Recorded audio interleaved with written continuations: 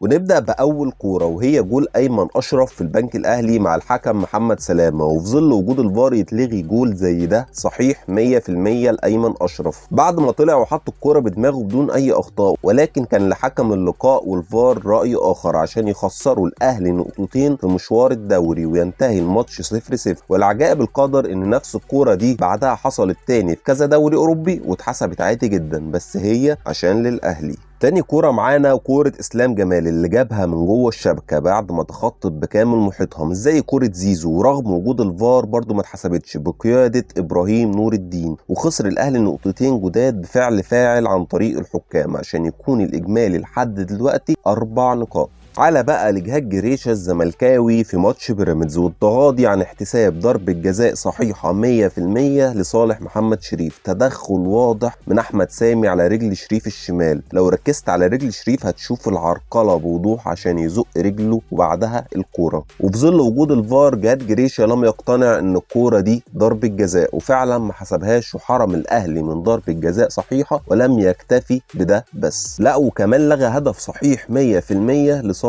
الاهلي على بواليا بعد ما الكوره وقعت من ايد شريف اكرامي كعادته يعني لما كان معانا، بس ساعتها محدش كان بيلحقه، لكن جهاد لحقه في الكوره دي بدون اي تلامس والكوره وقعت من ايده. بواليا لقاها قدامه وسجل هدف شرعي 1000000%، ولكن لم يحتسب الهدف وخسر الاهلي نقطتين جداد قدام بيراميدز ليصبح اجمالي النقط المهدره بسبب التحكيم 6 نقاط. وحالتين جداد بقيادة الغندور الصغير وضربتين جزاء لصالح الأهلي لم يحتسبوا، الأولى لصالح وليد سليمان ودفع واضح من خالد رضا بإيده اليمين، مش كتف في كتف خالص يعني، حتى لو مش من جوه هتبقى فاول من بره، ولكن الغندور لا يرى لا يسمع ولا يتكلم ولا يحتسب ضربة جزاء صحيحة للأهلي. والكورة التانية ضربة جزاء ما فيهاش كلام لصالح أحمد رمضان بيكهام بعد شد من مدافع دجلة، شدة واضحة لبيكهام من دراعه الشمال ما فيهاش كلام. تخيل ان الغندور ما حسبهاش برضه في ظل وجود الفار عشان يخلص الماتش تعادل ويخسر الاهلي نقطتين كمان عشان يبقى اجمالي النقاط 8 نقاط بسبب الحكام.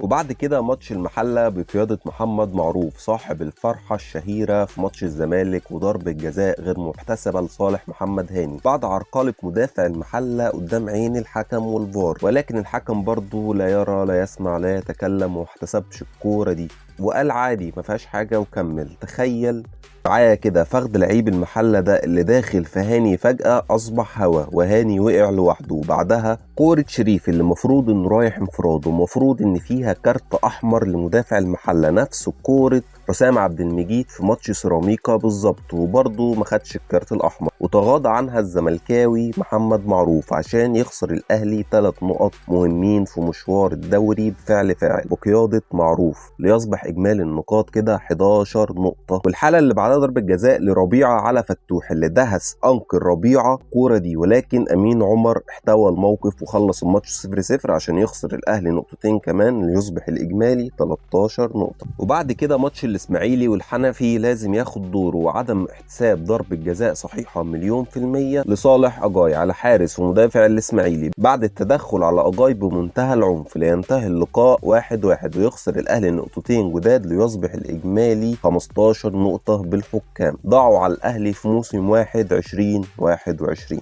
وطبعا زي ما احنا شايفين ال 15 نقطة دول كانوا يخلوا الأهلي الأول مستريح وكمان يحقق لقب الدوري، ولكن برضو زي ما احنا فاكرين إن ثروت سويلم ساعتها كان عايز المستشار حكام مصريين، وده اللي حصل والأهلي خسر الدوري ده بفعل فاعل بفعل لجنة الحكام. اعمل شير على أوسع نطاق للفيديو دوت عشان يوصل للناس كلها، كمان ما تنساش تعمل فولو للبيج عشان اللي جاي كله أحلى، وما تنساش تعمل كمان سبسكرايب لقناة اليوتيوب عشان في فيديوهات وحاجات بتنزل عليها هي بس. سلام.